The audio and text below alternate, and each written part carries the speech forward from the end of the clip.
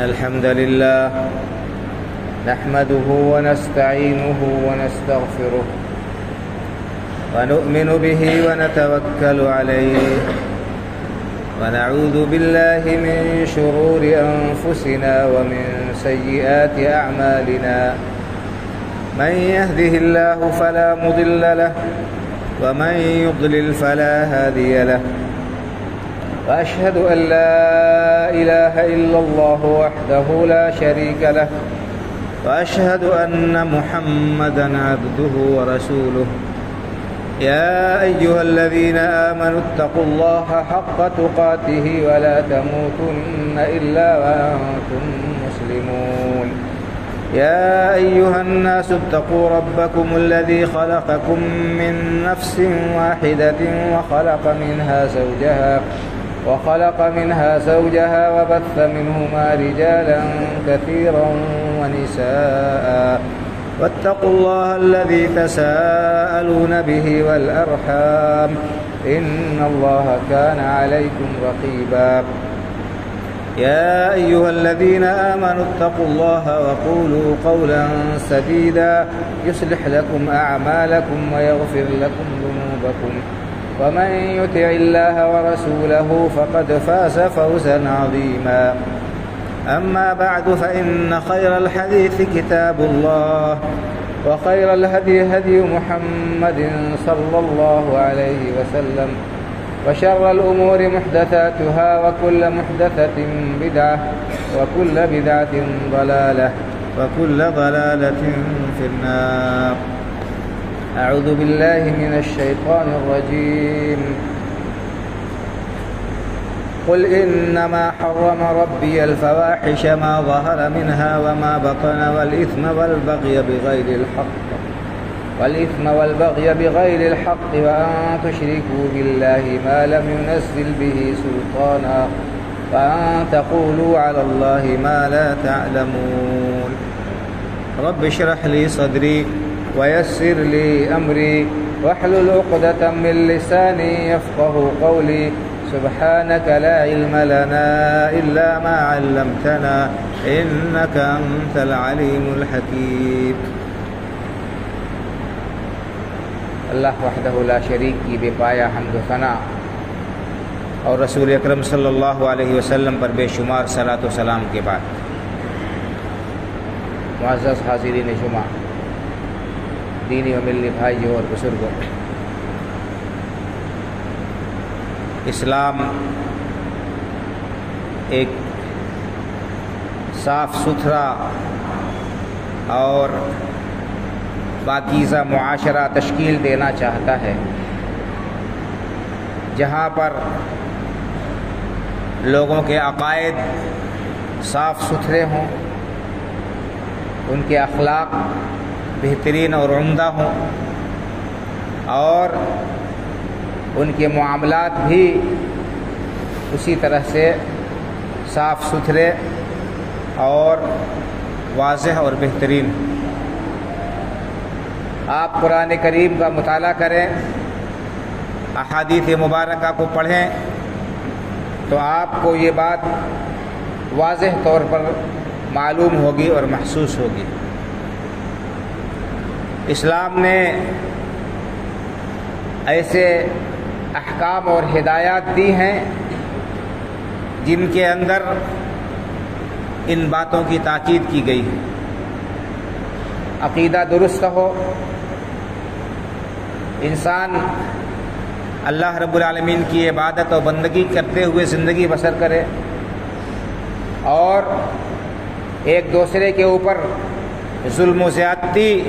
لوگ نہ کریں۔ اسی طرح سے معاشرے کے اندر بے حیائی اور برائی کو پنپنے اور فروغ پانے کا کوئی موقع نہ ملے۔ اللہ کے رسول صلی اللہ علیہ وسلم کی سب سے پہلی جو تعلیم تھی لوگوں کو، وہ عقیدے کی اصلاح کے سلسلے میں تھی۔ آپ نے صاف ستھرا اور خالص عقیدہ توحید پیش کیا۔ اسی طرح سے آپ نے لوگوں کو معاملات کی درستگی کی تعلیم دی، اس کا حکم دیا، ان کے اخلاق کو آپ نے سنوارا، بلکہ اللہ رب العالمین نے آپ کی بعثت کے مقاصد میں سے ایک عظیم مقصد یہ بیان فرمایا۔ اللہ رب العالمین کا ارشاد ہے هو الذی بعث فی الامیین رسولا منہم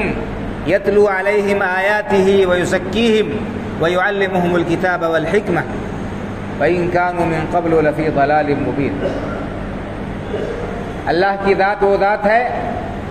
جس نے امیوں میں، ان پڑھوں میں، انہی میں سے ایک رسول مبعوث کیا۔ کوئی الگ سے دوسری مخلوق نہیں تھے، آپ صلی اللہ علیہ وسلم انسانوں میں سے، اور مکہ کے لوگوں انہی کے خاندان سے تھے،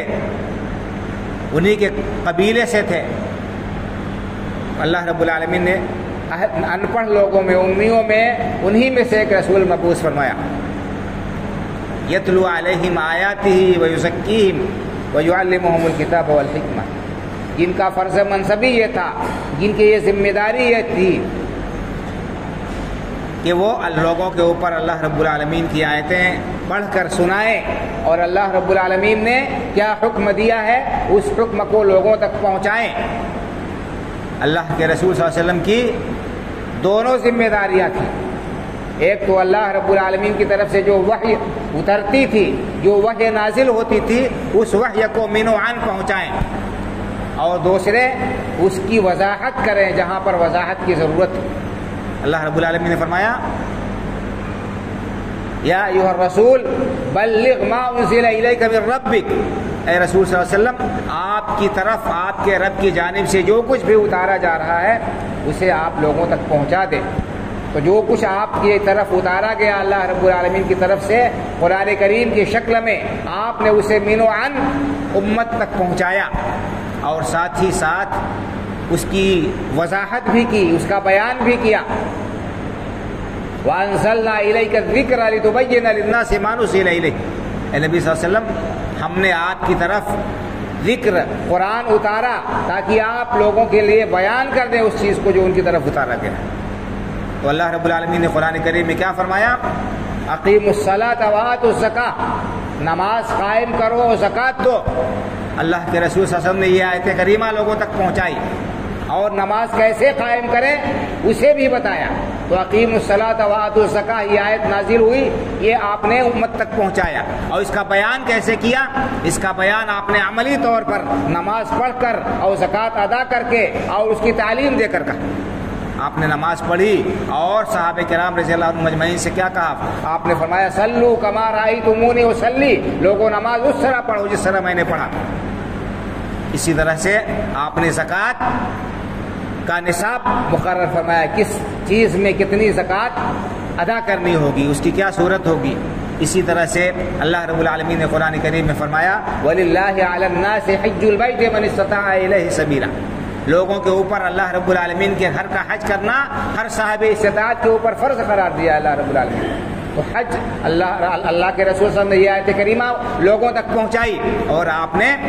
حج کر کے عملی طور پر لوگوں کو بتایا اور فرمایا خذوا عنی مناسککم، لوگوں مجھ سے حج کا طریقہ سیکھ لو۔ تو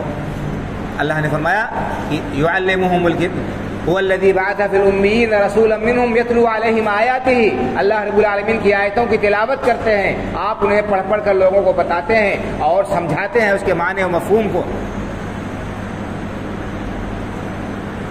یتلو علیہم آیاتہ ویزکیہم، اور لوگوں کو تزکیہ کرتے ہیں، ان کو پاک و صاف کرتے ہیں، ہر قسم کی آلائش سے، ہر قسم کی گندگی سے لوگوں کو پاک و صاف کرتے ہیں۔ لوگوں کے عقیدے کے اندر جو گندگی شرک کی شکل میں در آئی تھی اس کو آپ نے دور کیا، اور لوگوں کے اخلاق جو خراب ہو گئے تھے، فاسد ہو گئے تھے، ان کو درست کیا، اور لوگوں کے معاملات جو پٹری سے اتر گئے تھے آپ نے ان کی اصلاح فرمائی۔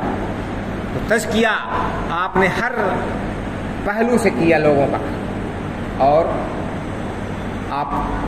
نے یہ بھی فرمایا انما بعثت لاتمم مکارم الاخلاق یا لاتمم صالح الاخلاق، مجھے اسی لیے بھیجا گیا تاکہ میں اچھے اخلاق کی تکمیل کروں۔ اللہ کے رسول صلی اللہ علیہ وسلم نے اخلاق حسنہ کا عملی نمونہ پیش کیا۔ اللہ کے رب العالمین نے آپ صلی اللہ علیہ وسلم کو کامل اور مکمل اسوہ اور نمونہ بنا کر لوگوں کے لیے بھیجا۔ اللہ رب العالمین کا ارشاد گرامی ہے لقد کان لکم فی رسول اللہ اسوۃ حسنہ، لوگوں تمہارے لیے اللہ کے رسول صلی اللہ علیہ وسلم کی ذات کے اندر بہترین نمونہ ہے۔ جو زندگی کے ہر پہلو میں، ہر ناحیے میں، زندگی کے تمام مسائل میں اللہ کے رسول صلی اللہ علیہ وسلم نے ہمارے لیے بہترین اسوہ اور نمونہ چھوڑا۔ ضرورت اس بات کی ہے کہ ہم اللہ کے رسول صلی اللہ علیہ وسلم کے اسوے کو تلاش کریں، آپ کے احکام کو ہم ڈھونڈیں اور ان کا پتہ لگائیں کہ آپ نے فلاں مسئلے میں کیا حکم دیا ہے، فلاں سلسلے میں اللہ کے رسول صلی اللہ علیہ وسلم کی کیا ہدایات ہیں، آپ کے کیا ارشادات ہیں، آپ کی کیا تعلیمات ہیں۔ یعلمہم الکتاب والحکمہ، اللہ کے رسول صلی اللہ علیہ وسلم کی یہ بھی ذمہ داری تھی کہ آپ ان کا تزکیہ کرنے کے ساتھ ساتھ انہیں کتاب و حکمت کی تعلیم دے، قرآن کریم کی تعلیم دے اور سنت کی تعلیم دے۔ اور اللہ کے رسول صلی اللہ علیہ وسلم نے اپنے ان فرائض منصبی کو پورے طور پر ادا کیا اور آپ نے اپنی امت کو واضح راستے پر چھوڑا جس کے اندر کوئی ایش پیش نہیں، جہاں پر کوئی پیچیدگی نہیں، جہاں پر کوئی الجھن نہیں، جہاں پر کہیں کسی قسم کی کوئی تاریکی نہیں۔ آپ نے ارشاد فرمایا ترکتکم علی المحجۃ البیضاء لیلها کنہارها لا یزیغ عنها الا ہالک، لوگوں میں نے تمہیں ایک واضح اور روشن شاہراہ پر چھوڑا جس کی رات بھی اسی طرح سے روشن ہے جس طرح سے اس کا دن روشن ہے، اور اس راستے سے وہی شخص ہٹے گا، اس راستے سے، اس واضح اور روشن راستے پر میں نے تمہیں چھوڑا ہے، اس راستے سے وہی ہٹے گا جو اپنے آپ کو ہلاکت میں ڈالنے والا ہوگا، جس کے لیے محرومی لکھی ہوئی ہوگی، وہی شخص آپ کے راستے سے، اس شاہراہ اسلام سے ادھر ادھر بھٹکے گا۔ شاعر نے ایک شعر میں بہترین بات کہی، مسلک سنت پہ اے سالک چلا جا بے دھڑک، مسلک سنت پہ اے سالک چلا جا بے دھڑک، جنت الفردوس کو سیدھی گئی ہے یہ سڑک۔ اگر ہم جنت میں جانا چاہتے ہیں، اگر ہم کامیاب ہونا چاہتے ہیں اور اللہ رب العالمین کی رضامندی حاصل کرنا چاہتے ہیں تو اللہ کے رسول صلی اللہ علیہ وسلم کی سنت کو، آپ کے اسوے کو، آپ کے طریقے کو، آپ کی تعلیمات کو اپنی زندگی میں نافذ کرنا ہوگا۔ اس سے دنیا میں بھی ہمیں امن و امان حاصل ہوگا، راحت حاصل ہوگی، اطمینان حاصل ہوگا، ہماری جان و مال اور عزت و آبرو محفوظ رہے گی، اور آخرت میں بھی اللہ رب العالمین کی رضامندی اور اس کی خوشنودی ہمارا مقدر ہوگی۔ تو میں نے آپ کے سامنے خطبہ مسنونہ کے بعد ایک آیت کریمہ تلاوت کی ہے۔ اس آیت کریمہ میں اللہ رب العالمین نے ایک صالح معاشرے کی تشکیل کے لیے اور لوگوں کی عزت و آبرو اور جان و مال کی حفاظت کے لیے جو چیزیں لازمی اور ضروری ہیں ان میں سے بعض کا تذکرہ کیا کہ ان سے بچنا لازمی اور ضروری ہے۔ اگر ان چیزوں سے، ان غلط کاریوں سے بچیں گے ہم جن کا ان میں تذکرہ ہے تو ہمارا ایمان بھی محفوظ رہے گا، ہماری جان، مال، عزت و آبرو بھی محفوظ رہے گی اور ہم آخرت کی ہلاکت سے اور ناکامی سے بچے رہیں گے۔ اللہ رب العالمین نے ارشاد فرمایا قل انما حرم ربی الفواحش ما ظہر منها وما بطن، اے نبی کریم صلی اللہ علیہ وسلم آپ فرما دیجئے کہ میرے پروردگار نے ہر قسم کی بے حیائی کے کاموں کو، چاہے وہ کھلی ہوئی ہوں چاہے وہ چھپی ہوئی ہوں، سب کو حرام قرار دیا۔ بے حیائی کے کام، فحاشی کے کام انسان کے لیے ان کے قریب جانے کی بھی اجازت نہیں، اللہ رب العالمین نے ان کو بالکل حرام قرار دیا۔ یہ فواحش ہر گناہ کو کہتے ہیں جو انتہائی قبیح اور جو برے گناہ ہیں، مثال کے طور پر زنا کاری، لواطت اور اس قسم کے فحش کام جن کی وجہ سے معاشرے کے اندر بے حیائیاں پنپتی ہیں، بے حیائیوں کو فروغ حاصل ہوتا ہے اور جن کے نتیجے میں بدکاریاں معاشرے کے اندر عام ہوتی ہیں۔ تو اس فواحش کے اندر اس کی بہت ساری مثالیں مفسرین نے لکھی ہیں. عام طور پر یہ کہا ہے کہ فواحش سے مراد ایسے برائیاں جن کا فحش اور جن کا خراب ہونا، جن کی قباحت بالکل واضح ہے اور کھلی ہوئی ہے، جیسے مثال کے طور پر زناکاری ہو گئی. اور اسی طرح سے اسی ضمن میں فحش اور عریاں مناظر، فلمیں، ڈرامے، اسی طرح سے فحش تصاویر، اخبارات و رسائل جن کے ذریعے سے فحاشی کو فروغ حاصل ہوتا ہو اور جن کے ذریعے سے معاشرے کے اندر آوارگی بڑھتی ہو، یہ ساری چیزیں مکمل طور پر حرام ہیں اور اللہ رب العالمین کو انتہائی مبغوض اور ناپسند ہے. اور ایسا کرنے والوں کے لیے جو فواحش کا ارتکاب کرتے ہیں، صرف ارتکاب نہیں کرتے بلکہ جو اس کو پھیلانے کے خواہش مند ہیں، ان کے لیے بھی اللہ رب العالمین نے سخت ترین عذاب کی دھمکی دی. اللہ رب العالمین کا ارشاد ہے ان الذين يحبون ان تشيع الفاحشة في الذين آمنوا لهم عذاب أليم في الدنيا والآخرة. کہ جو لوگ جن کو یہ پسند ہے کہ اہل ایمان کے اندر بے حیائی کو فروغ حاصل ہو، جن کو یہ بات پسند ہے کہ اہل ایمان کے اندر بے حیائی پھیلے، فحاشی پھیلے، ان کے لیے دنیا اور آخرت میں دردناک عذاب. فحاشی پھیلنے کی سے راضی ہونا، فحاشی کے عام ہونے سے راضی ہونا اور اس سے مطمئن ہونا، جب اس پر دردناک عذاب کی وعید سنائی گئی ہے بھائی اور بزرگوں، تو جو لوگ اس فحاشی کو پھیلاتے ہیں، اس فحاشی کو پھیلانے والوں کا کتنا دردناک انجام ہوگا اور کتنی خطرناک ان کے لیے وعید ہوگی، اس کا ہم اندازہ لگا سکتے ہیں. کچھ آج فحاشی اور بے حیائی کے لیے بہت سارے ذرائع ہو گئے. یہ موبائل اس فحاشی کے فروغ کا ایک بہت بڑا ذریعہ. لوگ غلط اپنے کاموں کو پہلے تو چھپ کر بے حیائی کرتے تھے اور گناہ کے کام کرتے تھے، شرماتے تھے، لیکن آج انسان کے دلوں سے، بہت سارے لوگوں کے دلوں سے بے حیائی ہونے کا، برائی کے برائی ہونے کا احساس بھی محو ہوتا چلا جا رہا ہے. اور بلکہ اس بے حیائی کو وہ فروغ دے رہے ہیں اور ہر چھوٹے بڑے موقع کی مناسبت کی ویڈیوگرافی کر کے اس کو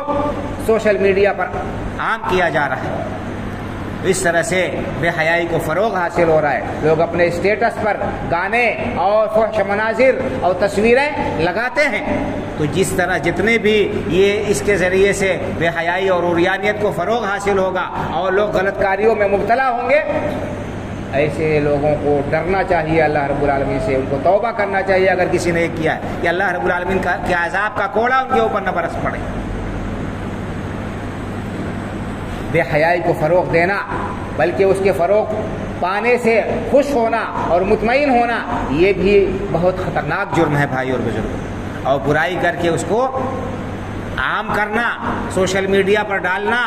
اس قسم کے مناظر کو، اس کے لیے اور وعید آئی ہے. حدیث میں اللہ کے رسول صلی اللہ علیہ وسلم نے ارشاد فرمایا، صحیح حدیث، کل امتی معافا الا المجاہرین یا الا المجاہرون، میری امت کے سارے لوگوں کو اللہ رب العالمین درگزر کر دیں گے، ان کو معاف کر سکتے ہیں، لیکن جو لوگ گناہ کر کے اس کا اظہار کرتے ہیں، اس گناہ کر کے اسے لوگوں کے درمیان بیان کرتے ہیں اور ان کو بیان کرنے سے شرماتے نہیں ہیں، ایسے لوگوں کے لیے اللہ رب العالمین کے یہاں سخت عذاب ہے. ایسے لوگوں کے لیے معافی نہیں ہے. کل امتی معافا الا المجاہرین، جو لوگ گناہوں کا ارتکاب کر کے اس کا اعلان کرتے ہیں، اس کا ڈنکا پیٹتے ہیں، اس کو لوگوں کے سامنے بیان کرتے ہیں، ایسے لوگوں کے لیے اللہ رب العالمین کے ہاں بڑی سخت جو ہے سزا ہے. ایسے لوگوں کو اللہ رب العالمین معاف نہیں فرمائیں گے. اور اس کے بعد آپ نے فرمایا یہ مجاہرہ کیا ہے؟ کہ انسان تنہائی میں، رات کے اندھیرے میں لوگوں کی نگاہوں سے چھپ کر گناہ کا کام کرے اور اس کے بعد اللہ رب العالمین نے اس کے گناہ پر پردہ ڈال دیا ہے، لیکن یہ اتنا جری ہے، اتنا ڈھیٹ ہے کہ اللہ رب العالمین کے اس پردے کو چاک کر دیتا ہے اور اس کے بعد روشنی میں لوگوں کے سامنے جا کر اپنے اس بے حیائی کے کام کو، اس غلط کام کو لوگوں کے سامنے بیان کرتا ہے کہ میں نے فلاں کام کیا، میں نے فلاں کام کیا، میں نے فلاں کام کیا. تو بھائی اور بزرگوں، ہمیں ہوش کے ناخن لینے چاہیے، اور جو لوگ اس قسم کی غلط کاریوں میں مبتلا ہیں اور جو اس طرح کے جو ہے ویڈیو بنا کر اور اس قسم کی چیزوں کی منظر کشی کر کے ویڈیو گرافی کر کے اسے سوشل میڈیا پر یا اپنے دوستوں میں اور گروپ میں شیئر کرتے ہیں، ان کو اس سے باز آ جانا چاہیے، توبہ کرنا چاہیے اللہ رب العالمین کی بارگاہ میں، ورنہ خطرہ ہے اس بات کا کہ کہیں اللہ رب العالمین کے گرفت میں نہ آ جائے، اس کی سزا کے مستحق نہ ہو جائے۔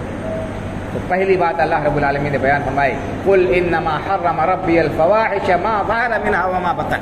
آپ فرما دیجئے کہ میرے پروردگار نے ہر قسم کی بے حیائی کے کام کو، چاہے وہ کھلی ہوئی ہو چاہے وہ ڈھکی اور چھپی ہوئی ہو، اسے حرام قرار دیا۔ آپ کسی ایک تعلیم کو دیکھ لیجئے، اور اگر اس تعلیم پر معاشرہ عمل پیرا ہو جائے تو کیا آئے دن اخبارات میں جو خبریں آتی رہتی ہیں اغوا کی، زنا کی، قتل کی اور اس قسم کی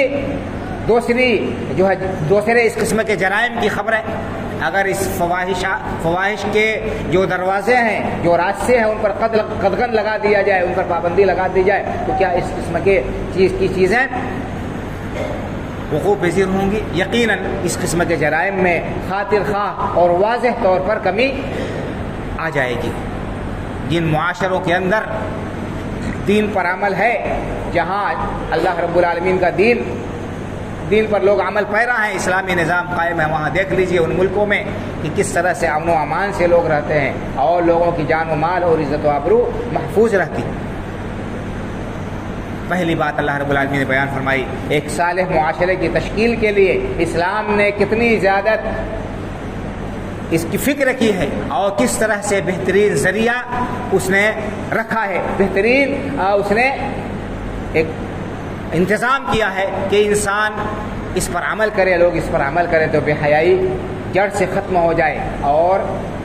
اس قسم کے نامناسب حالات اور اس قسم کے جو ہے شرمناک واقعات وقوع پذیر نہ ہوں، یا اگر ہوں تو شاذ و نادر ہوں۔ قل انما حرم ربی الفواحش ما ظہر منها وما بطن، ہر قسم کے کھلے اور چھپے گناہ اللہ رب العالمین نے حرام قرار دیا۔ والاثم، اور گناہ کے کام،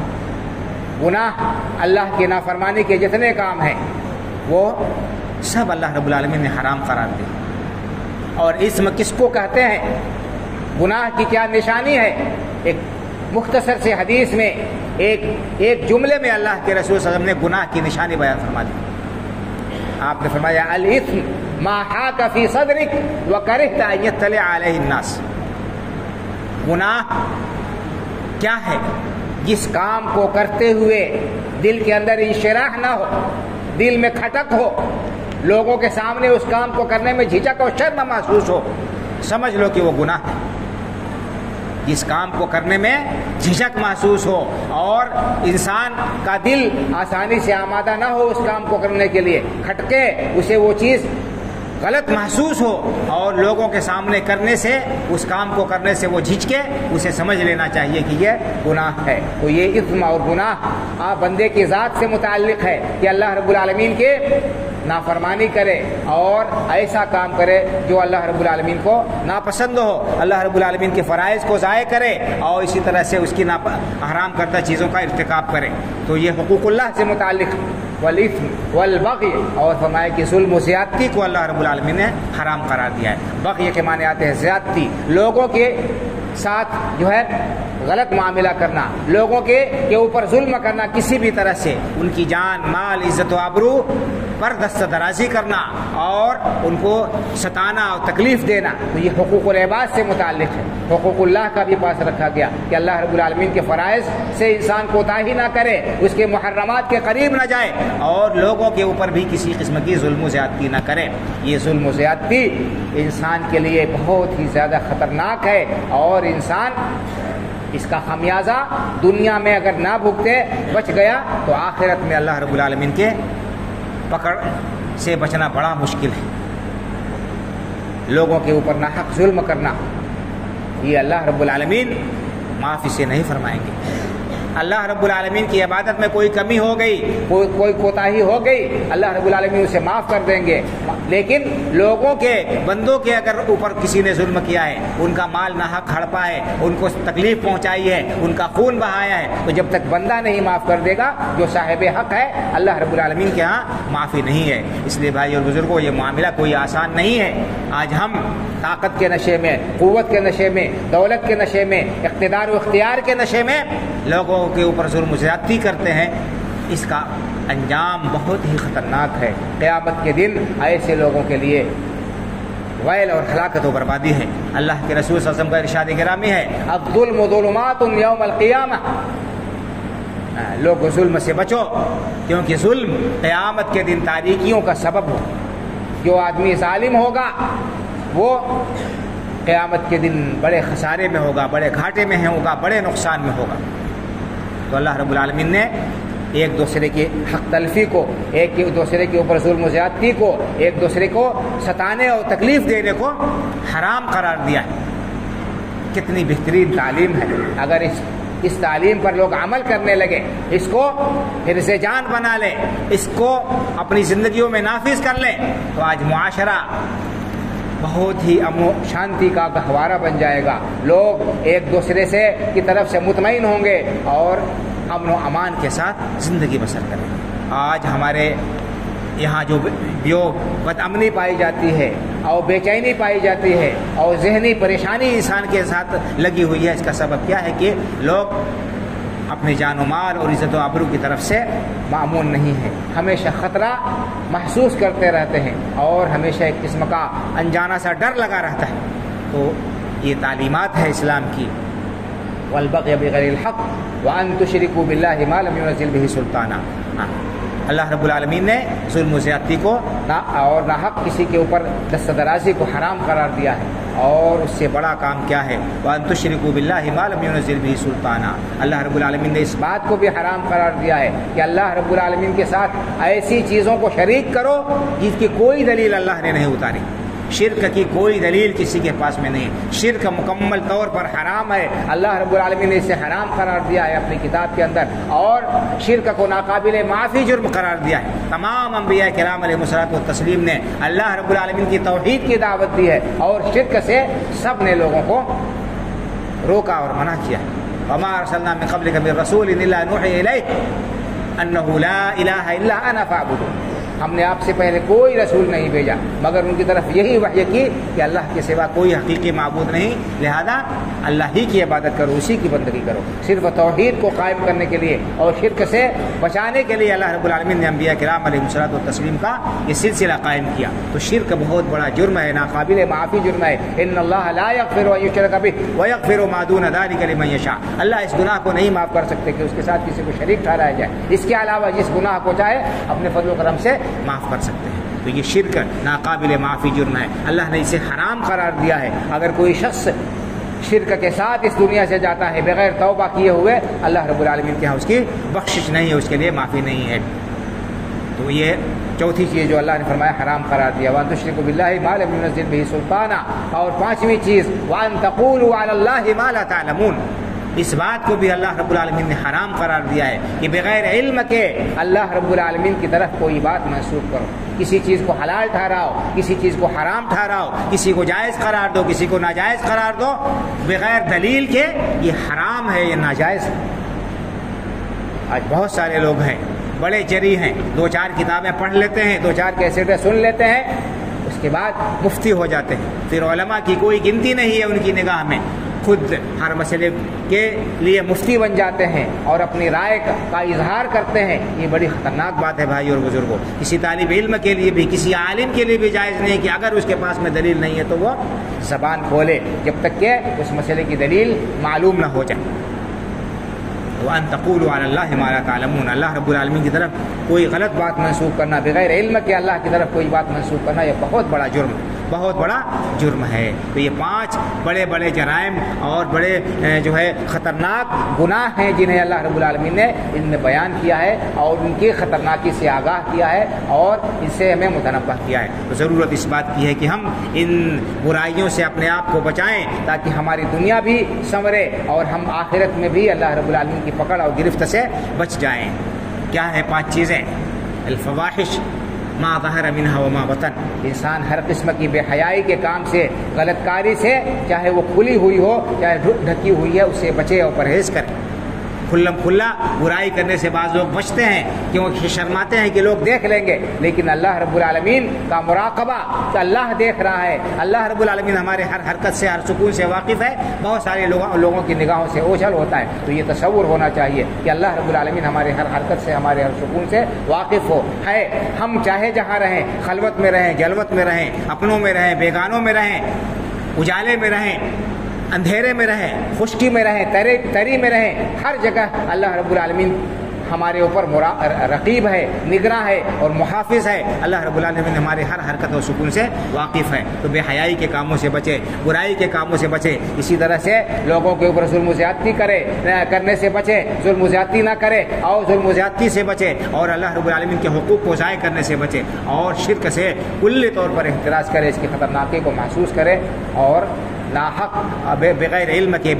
کے کسی مسئلے میں زبان کھولنے سے احتراز اور پرہیز کرے۔ اللہ رب العالمین سے دعا ہے کہ اللہ تعالیٰ ہمیں حق بات کو قبول کرنے کی اور اس پر عمل کرنے کی توفیق عطا فرمائے۔ اللہ رب العالمین اپنی مرضیات پر چلاتا رہے اور ان تمام چیزوں سے اللہ تعالیٰ اپنی پناہ اور حفاظت میں رکھے جو اللہ کو ناپسند ہے، جس سے اللہ رب العالمین کی ناراضگی ہم پر ہو سکتی ہے۔ اللہ رب العالمین ہمیں اسلام پر زندہ رکھے، ایمان پر ہمارا خاتمہ فرمائے، آمین۔ اقول قولی هذا واستغفر الله لي ولكم ولسائر المسلمين فاستغفروه من كل ذنب انه هو الغفور الرحيم۔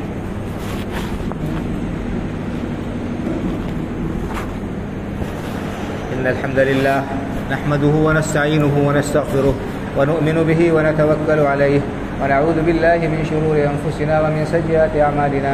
من يهده الله فلا مضل له ومن يضلل فلا هادي له، وأشهد أن لا إله إلا الله وحده لا شريك له، وأشهد أن محمدا عبده ورسوله، إن الله وملائكته يصلون على النبي يا أيها الذين آمنوا صلوا عليه وسلموا تسليما، اللهم صل على محمد وعلى آل محمد كما صليت على إبراهيم وعلى آل إبراهيم إنك حميد مجيد، اللهم بارك على محمد وعلى آل محمد كما باركت على إبراهيم وعلى آل إبراهيم إنك حميد مجيد، اللهم انصر من نصر دين محمد صلى الله عليه وسلم واجعلنا منهم، واخذل من خذل دين محمد صلى الله عليه وسلم ولا تجعلنا منهم۔ عباد الله رحمكم الله، إن الله يأمر بالعدل والإحسان وإيتاء ذي القربى وينهى عن الفحشاء والمنكر والبغي يعظكم لعلكم تذكرون، فاذكروا الله يذكركم وادعوه يستجب لكم، ولذكر الله أكبر والله يعلم ما تصنعون۔